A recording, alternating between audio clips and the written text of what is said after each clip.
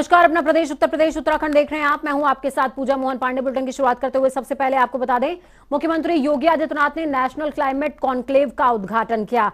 आपको बता दें कि इंदिरा गांधी प्रतिष्ठान में ये 2 दिवसीय कार्यक्रम आयोजित हो रहा है। पर्यावरण के क्षेत्र में काम करने वाले अफसरों और समाज सेवियों को सम्मानित इस दौरान किया गया। इस मौके पर मुख्यमंत्री योगी आदित्यनाथ ने संबोधित करते हुए कहा कि भारत की परंपरा हरदम पर्यावरण के प्रति सहृदयी रही है, इसलिए धरती को मां का दर्जा दिया गया है।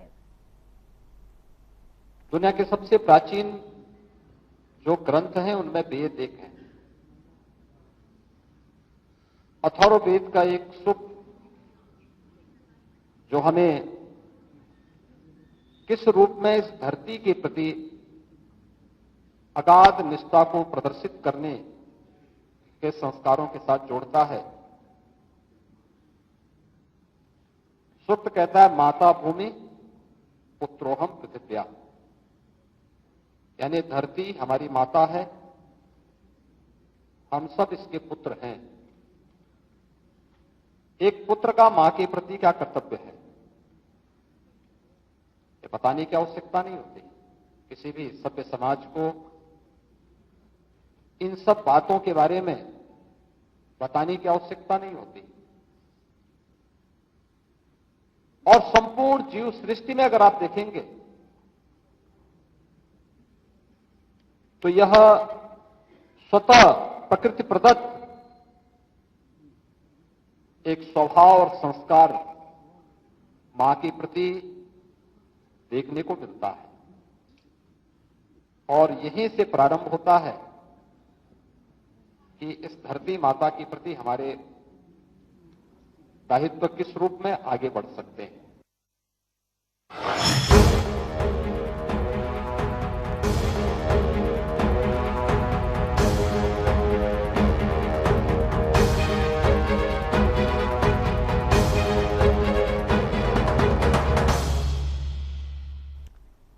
तो वहीं नगर निकाय चुनाव की घोषणा के दूसरे दिन बसपा सुप्रीमो मायावती ने प्रेस कॉन्फ्रेंस करी और 3 अहम मुद्दों पर बातचीत की है। सबसे पहला मुद्दा उनका यह था कि इस बार का निकाय चुनाव बैलेट पेपर से कराया जाए, क्योंकि ईवीएम पर लगातार सवाल खड़े हो रहे हैं।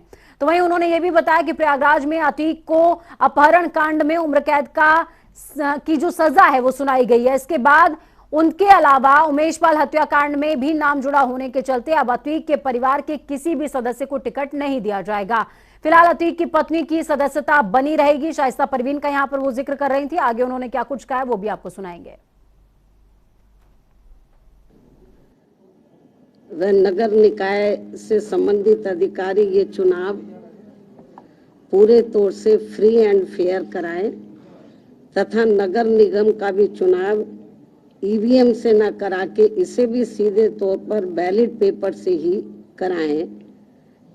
ये भी हमारी सरकार से संबंधित अधिकारी से पुरजोर अपील है।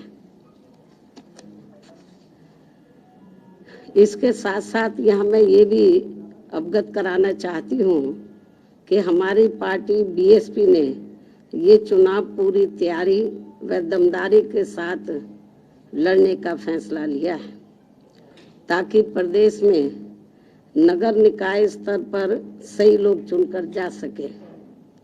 तभी फिर वे सर्व समाज में से विशेषकर गरीबों, मजदूरों, दलितों, आदिवासियों, पिछड़े वर्गों, मुस्लिम व अन्य धार्मिक अल्पसंख्यक समाज के लोगों के हितों का हर मामले में प्राथमिकता के आधार पर पूरा ध्यान रख सकते हैं। ऐसी स्थिति में अब हमारी पार्टी ना तो अतीक की पत्नी को और ना ही उनके परिवार के अन्य किसी भी सदस्य को वहां मेयर का टिकट देगी।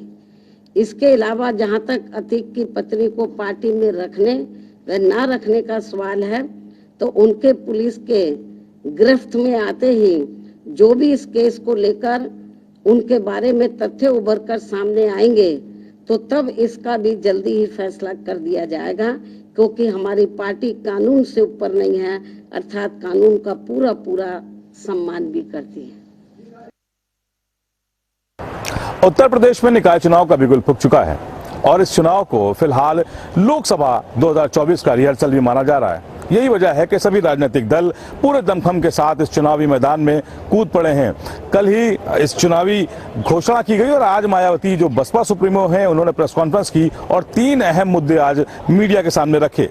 सबसे बड़ी बात थी प्रयागराज में कैंडिडेट को लेकर के मेयर प्रत्याशी आखिर कौन होगा, उस पर आज मायावती ने साफ कर दिया है कि अतीक के परिवार से किसी को भी मेयर प्रत्याशी नहीं बनाया जाएगा।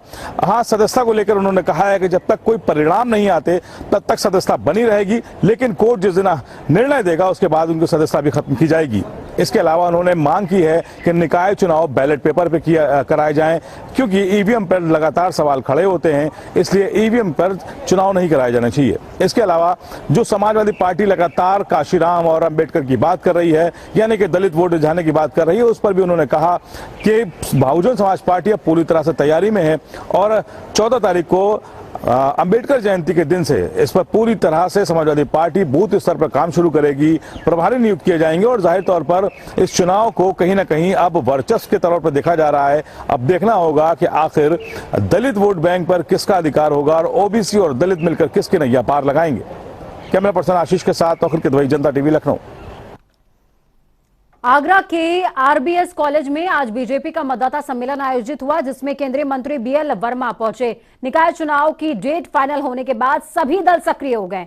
भाजपा लगातार मतदाता सम्मेलन आयोजित कर रही है। कार्यकर्ताओं को मूल मंत्र दिया जा रहा है कि किस तरीके से भाजपा का परचम फहराना है।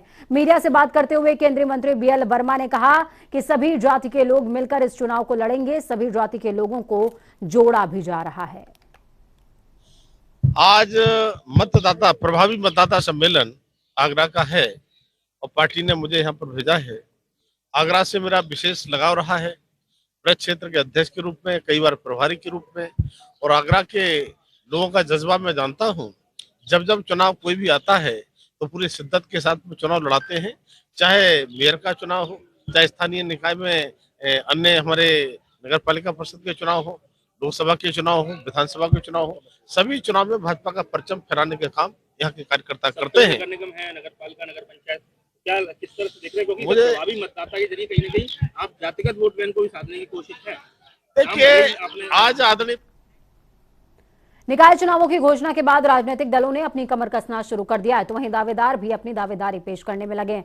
निकाय चुनावों में उत्तर प्रदेश की हर सीट और हर निगम पर कमल खिलेगा, इसको लेकर भाजपा आश्वस्त नजर आ रही है। एमएलसी विजय शिवहरे ने कहा है कि पूरा विपक्ष अपने सम्मान की लड़ाई लड़ रहा है। आज विपक्ष के पास कोई मुद्दा ही नहीं बचा, इसलिए जनता को बरगलाने का काम किया जा रहा है। उत्तर प्रदेश में भय मुक्त और अपराध मुक्त सरकार के साथ साथ प्रदेश विकास की ओर अग्रसर है। रविवार को उत्तर प्रदेश निर्वाचन आयोग ने नगर निकाय को लेकर अधिसूचना जारी कर दी। इसके बाद राजनीतिक सरगर्मियां तेज हो चली हैं। उत्तर प्रदेश में अगर भाजपा की बात करें तो यहाँ पर लगातार कई महानगरों पर भाजपा परचम लहराए हुए है और देखना होगा इस बार का जो चुनाव है वो सपा और पूरा का पूरा विपक्ष हमलावर होता दिखाई दे रहा है। महंगाई की मार है, बेरोजगार की बड़ी समस्या है जो कि लगातार विपक्ष उठाता रहता है। और आगरा की बात करें 1989 से लगातार यहाँ पर भाजपा काबिज है। हमारे साथ हैं युवा नेता और आगरा और फिरोजाबाद के एमएलसी विजय शिवहरे से सीधे बात करेंगे। किस नजरिए से देखते हैं लगातार विपक्ष हमला हो रहा है, ऐसी स्थिति में किस तरीके से भाजपा चुनाव पर अपना परचम फहराएगी? सबका साथ, सबका विकास, सबका प्रयास, सबका विश्वास, इस 4 मंत्र के साथ हम चुनाव को जीतेंगे।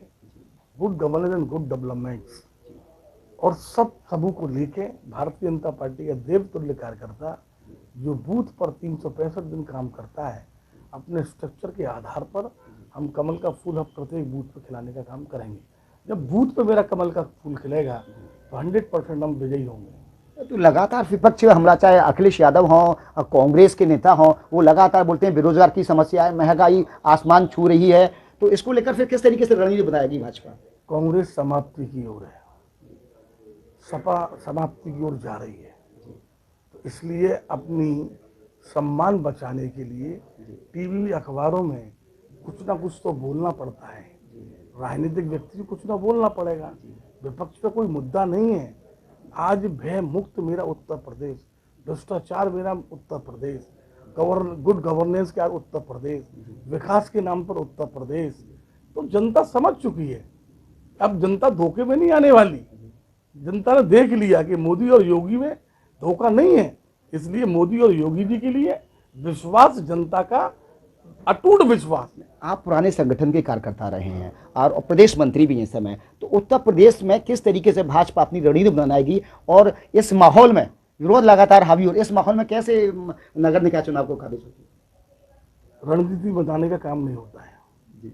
अगर पत्रकार बंधु को रणनीति बता दी जाएगी जी तो फिर आनंद नहीं आएगा जी। कुछ रणनीति ऐसी होती है जो पीछे से रहकर काम को करना पड़ता है, लेकिन भारतीय जनता पार्टी के एक एक कार्यकर्ता हमेशा चुनाव के लिए तैयार रहता है। जेपी नड्डा और गृह मंत्री अमित शाह लगातार पन्ना प्रमुख और बूथ प्रमुख को लेकर बात करते रहे हैं। आप तो पुराने कार्यकर्ता रहे, संगठन में बहुत मजबूती है, तो किस तरीके नजरिए से देखते हैं? मैंने आपको पहले बताया कि मेरा बूथ सबसे मजबूत बूथ जीता, चुनाव जीता। अब सौभाग्य से माने जेपी नड्डा जी ने एक नया आयाम निकाला है, पन्ना प्रमुख।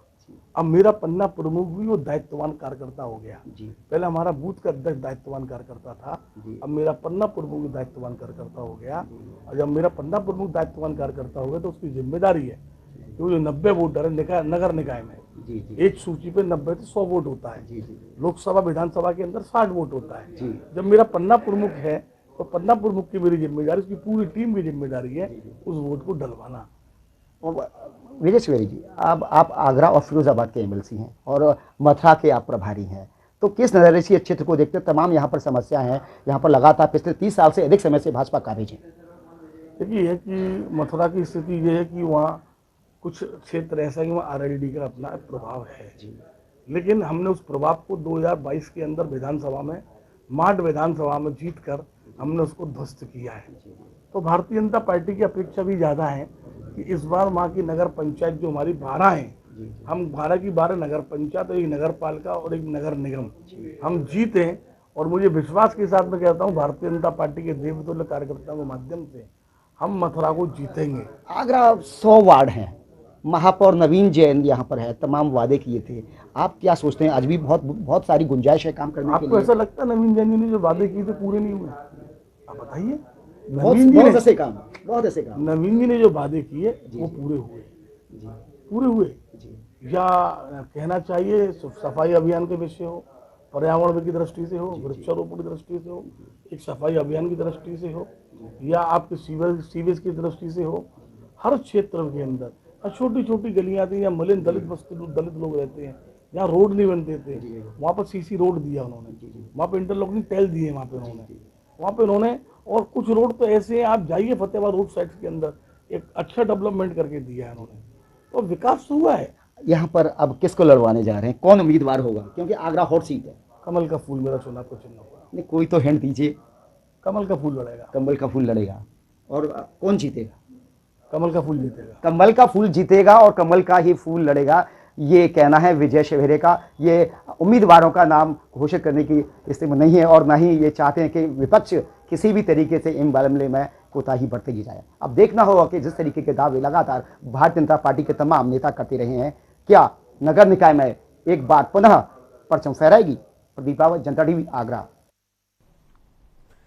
तो हर बूथ कमल का फूल, इस नारे के साथ बीजेपी आगे बढ़ रही है। दूसरी तरफ बाराबंकी जिले की पुलिस प्रशासन ने बड़ा एक्शन लेते हुए गैंगस्टर मेहंदी उर्फ जुल्फी मियां की करोड़ों की संपत्ति कुर्क कर दी है। गैंगस्टर मेहंदी पर लोगों को धमकाने, जानलेवा हमला करने और सरकारी कामों में खलल पैदा करने का आरोप है। मेहंदी की कई गंभीर अपराधों से अर्जित की गई 9,12,50,000 रुपए की संपत्ति की कुर्की हुई है। इसमें जिले के बेदोसराय कस्बे में बनी 50 दुकानें भी शामिल हैं।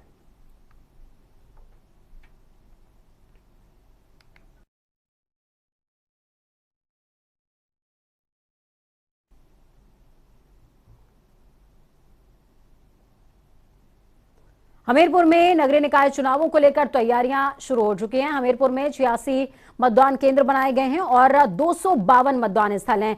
जिले में मतदान को लेकर के 27 सेक्टर्स डेवलप किए गए हैं। 7 नगर पालिकाओं सहित 124 वार्डों में निकाय चुनाव होना है। इसको लेकर के आज विस्तार से बैठक, मंथन और सख्ती के साथ में चुनाव करवाए जाएं, इस बात को लेकर के निर्देश भी दिए गए।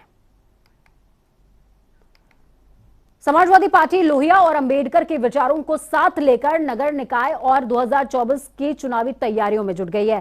साथ ही अनुसूचित जाति को साधने के लिए जिलों में कार्यक्रमों का दौर भी शुरू हो चुका है। रविवार को समाजवादी पार्टी बाबा साहेब अंबेडकर वाहिनी के राष्ट्रीय अध्यक्ष मिठाई लाल भारती कार्यक्रम में पहुंचे। इस दौरान उन्होंने कहा कि समाजवादी पार्टी हर जिले में निकाय चुनावों को लेकर गंभीर है। चुनावों को लेकर कमेटी बन गई है जो निर्धारित करेगा कि कैंडिडेट कौन होगा।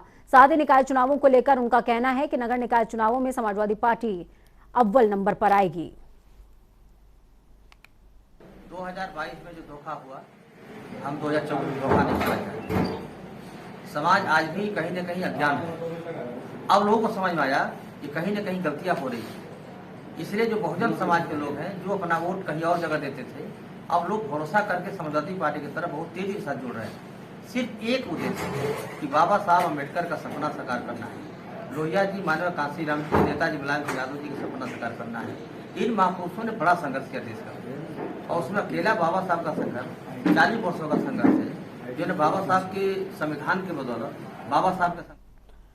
उत्तराखंड में कोरोना के बढ़ते आंकड़ों ने सरकार की चिंताएं बढ़ा दी हैं। पिछले 24 घंटे में उत्तराखंड में 30 नए मरीज मिले हैं। बढ़ते मामलों को देखते हुए स्वास्थ्य मंत्री डॉक्टर धन सिंह रावत ने कोविड से निपटने के लिए अस्पतालों का जायजा लिया, तैयारियों की समीक्षा करी। स्वास्थ्य मंत्री ने कहा कि इस समय प्रदेश में कोविड की स्थिति सामान्य है, फिर भी राज्य सरकार कोविड को लेकर सतर्क है। उन्होंने कहा कि स्वास्थ्य विभाग टीकाकरण और टेस्टिंग को बढ़ावा दे रही है। साथ ही जनता से समय से बूस्टर डोज लेने की अपील भी उन्होंने की है। प्रदेश में कोविड की स्थिति बहुत सामान्य है। वो इसलिए है कि हमारे यहाँ पहली डोज सब पे लग गई है, दूसरी डोज भी सब पे लगी है। प्रिकॉशन डोज हमारे यहाँ लगभग 27-28% लोगों पे लग चुकी है।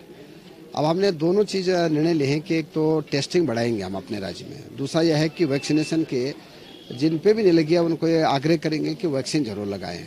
और आज मॉक ड्रिल में पूरे प्रदेश में हमारे स्वास्थ्य विभाग की टीम लगी है, हमारे माननीय जनप्रतिनिधि उसमें देख रहे हैं, और कोई कमी पूरे प्रदेश में नहीं रहने वाली है। उत्तराखंड में पहली बार 11 अप्रैल से 13 अप्रैल तक मसूरी में कौसाम्ब और उत्तराखंड राज्य ने मिलेट्स पर आधारित एक राष्ट्रीय सम्मेलन का आयोजन किया है, जिसके चलते कृषि मंत्री गणेश जोशी ने प्रेस कॉन्फ्रेंस करी। इस दौरान गणेश जोशी ने कहा कि प्रधानमंत्री नरेंद्र मोदी के कुशल नेतृत्व के चलते संयुक्त राष्ट्र ने वर्ष 2023 को अंतर्राष्ट्रीय मिलेट साल के तौर पर घोषित किया है। इस राष्ट्रीय सम्मेलन में मुख्यमंत्री पुष्कर सिंह धामी और मध्य प्रदेश के कृषि मंत्री कमल पटेल सहित अलग अलग राज्यों के कृषि विपणन बोर्ड के अध्यक्ष भी शामिल होंगे। इस सम्मेलन में लगभग 15 प्रतिशतों के लोग इसमें प्रतिभाग कर रहे हैं। 11, 12, 13 को ये सम्मेलन होटल सवाई मसूरी में होगा। 12 तारीख की सुबह, हालांकि 11 को हमारे अतिथि आ जाएंगे, लेकिन 12 की सुबह इसके विधिवत शुभारंभ हमारे देश के मुख्यमंत्री धामी जी करेंगे। और इसमें हमने अनुसंधान क्षेत्र के लोगों को, वैज्ञानिकों को इसमें बुलाया है कि कैसे मिलेट्स का उत्पाद को बढ़ाया जाए। मार्केटिंग के लोग हमने से बुलाए हैं कि इसका विपणन कैसे हो। इन विषयों पर चर्चा होगी। इसमें मध्य प्रदेश के माननीय कृषि मंत्री कमल पटेल जी भी इसमें प्रतिभाग कर रहे हैं, और बाकी सारी बोर्डों के चेयरमैन इसमें आ रहे हैं। उत्तराखंड कांग्रेस के प्रदेश अध्यक्ष करण मारा ने अध्यक्ष के तौर पर 1 साल पूरा कर लिया है, और इस दौरान पार्टी के प्रदेश मुख्यालय में पार्टी कार्यकर्ताओं ने जश्न मनाया और पटाखे जलाकर फूल मालाओं से पार्टी प्रदेश अध्यक्ष का स्वागत भी किया। इस दौरान पार्टी कार्यकर्ताओं ने 1 साल बेमिसाल के नाम से प्रदेश अध्यक्ष के कार्यकाल का बर्थडे केक भी काटा है। तो वहीं कांग्रेस प्रदेश अध्यक्ष करण मारा ने कहा कि इस साल उन्होंने हर जगह पर जाकर पार्टी कार्यकर्ताओं को प्रोत्साहित करने का काम किया। इसके साथ ही करण मारा ने कहा है कि आने वाला समय चुनावी साल है, ऐसे में चुनौती पार्टी के सामने है, लेकिन पार्टी के बाद बहुत सारे जनहित के मुद्दे हैं, जिन मुद्दों को उठाने का काम पार्टी लगातार करेगी। हम तैयार हैं उसके लिए। हमारे प्रभारी क्षेत्रीय प्रभारी बन चुके हैं, और पार्टी इंटरनल सर्वे भी करा रही कि कौन सा कैंडिडेट मुफीद रहेगा जिसको हम वहाँ चुनाव लड़ाएं। और इस समय अग्निपथ योजना का विरोध पहाड़ में है, उसके अलावा अंकिता भंडारी केस लोगों के जहन में है, उसके अलावा भर्ती घोटाले लोगों के जहन में है, यहाँ जिला विकास प्राधिकरण ने नाक में लोगों के दम कर रखा है और 80 करोड़ से ज़्यादा हिंदुओं के आस्था के केंद्र जोशीमठ और जोशीमठ में आदिगुरु शंकराचार्य की पीठ का अपमान, साथ में आदिगुरु शंकराचार्य का नाम का प्रस्ताव कैंसिल करके अटल बिहारी वाजपेयी के नाम पे जॉली ग्रांट का नाम करना, ये सारे हमारे पक्ष के विषय हैं और मुझे लगता है कि इस बार जनता लोकसभा के चुनाव में कांग्रेस को साथ देगी, समर्थन देगी, आशीर्वाद देगी। देखिए, कांग्रेस बिल्कुल मजबूत है। आज तो जनता भी समझ गई है। आज महंगाई देख लीजिए, बेरोजगारों के साथ क्या हो रहा है देख लीजिए। जो लोगों को ठगने का काम भारतीय जनता पार्टी करती है, जो जुमलों का काम चुनाव में। देहरादून में राष्ट्रीय स्वयंसेवक संघ महानगर की तरफ से एकत्रीकरण कार्यक्रम का आयोजन किया गया, जिसमें पूर्व मुख्यमंत्री त्रिवेंद्र सिंह रावत भी शामिल हुए। इस दौरान त्रिवेंद्र सिंह रावत ने कहा कि राष्ट्रीय स्वयंसेवक संघ की ओर से लगातार ऐसे कार्यक्रम आयोजित किए जाते हैं। इन कार्यक्रमों का उद्देश्य संगठन की शक्ति का एहसास कराने के साथ ही कार्यकर्ताओं को वरिष्ठ पदाधिकारियों से मार्गदर्शन भी मिलता है। देखिए, राष्ट्रीय स्वयंसेवक संघ की एक लंबी परंपरा है। समय समय पर एकत्रीकरण, बृहद एकत्रीकरण होते आए हैं। आज यहाँ पर जो देहरादून महानगर है तो 2 भागों में विभाजित किया गया है, उत्तरी और। सरकार के अतिक्रमण हटाओ अभियान और खासतौर पर लैंड जिहाद के मुद्दे को कांग्रेस जमकर इसका विरोध कर रही है। इसी क्रम में बीजेपी के मुख्य प्रवक्ता सुरेश जोशी ने कांग्रेसी नेताओं को आड़े हाथों लिया। सरकारी भूमि कब्जा करने वालों की बराबरी कांग्रेस देवी देवताओं के मंदिरों से कर रही है। कांग्रेस को तो आगे बढ़कर सरकार की मुहिम का स्वागत करना चाहिए था, लेकिन अपने बयानों से कांग्रेस ने स्पष्ट कर दिया कि आखिर वो चाहते क्या हैं। उत्तराखंड में सरकार के द्वारा जो अतिक्रमण हटाने का अभियान चलाया जा रहा है, उसको लेकर के कांग्रेस पार्टी और विपक्ष के दल जिस तरह से बयानबाजी कर रहे हैं, वो मुझे लगता है कि एक हास्यास्पद है, क्योंकि मजारों की तुलना इस देवभूमि के अंदर हमारे जो प्रतिष्ठित देवी देवताओं के मंदिर हैं उनसे मजारों की तुलना की जा रही है। कांग्रेस के बड़े बड़े नेता, विपक्ष के नेता, उनका सभी धर्म के अन्यायों के मंदिर या गुरुद्वारे या अन्य जो भी स्थान है उस पर भी जो है कि इस तरह का अतिक्रमण चलना चाहिए। अब मजारों की तुलना आप मंदिरों से करने लग गए। ये देवभूमि है, जिस देवभूमि के अंदर कण कण में भगवान का वास होता है। 22 अप्रैल से चारधाम यात्रा शुरू होने वाली है, जिसको लेकर सरकार पर बड़े सवाल खड़े हो रहे हैं। आपको बता दें कि यात्रा के लिए मात्र 12 दिन बचे हैं, लेकिन उत्तरकाशी में अभी तक 70% होटल्स की बुकिंग खाली चल रही है, जिसको लेकर होटल व्यवसायियों के लोग सरकार के प्रति काफी आक्रोशित नजर आ रहे हैं। तो वही सरकार ने जब से चारधाम यात्रा में रजिस्ट्रेशन कराने की शुरुआत की थी, तब से अभी तक कई होटल ऐसे हैं जिनको एक भी बुकिंग उपलब्ध नहीं हो पाई है। ऐसे में होटल मालिकों को बिजली पानी का बिल चुकाने में बड़ी कठिनाइयों का सामना करना पड़ सकता है। अब सवाल ये उठता है कि जब होटल्स की बुकिंग हुई ही नहीं तो रजिस्ट्रेशन किसने कराए हैं। सरकार के द्वारा जो एक काला कानून थोप लिया गया है इस चारधाम यात्रा के ऊपर, और उस चारधाम यात्रा का हर्ष क्या हो गया कि जिस सूचना विभाग के कैलेंडर पर जो उत्तराखंड का एक जो है एक जो कैलेंडर है, उस कैलेंडर में ये 2 धाम उड़ा रखे हैं। सिर्फ बद्रीनाथ केदारनाथ है और महासू देवता है और जागेश्वर धाम है। तो अगर 4 धाम है, 4 धाम यहाँ की आर्थिकी है, 4 धाम यहाँ का रोजगार है, 4 धाम यहाँ का जो है सबसे बड़ा पर्यटन उद्योग है, सबसे बड़ा। वक्त यहाँ पर छोटे से ब्रेक का, ब्रेक के उस पार खबरों का सफर लगातार जारी रहेगा। बने रहिए जनता टीवी के साथ, क्योंकि हमें आपकी ताकत, अपने और अपनों का बहुत ज्यादा ख्याल रखिए। नमस्कार।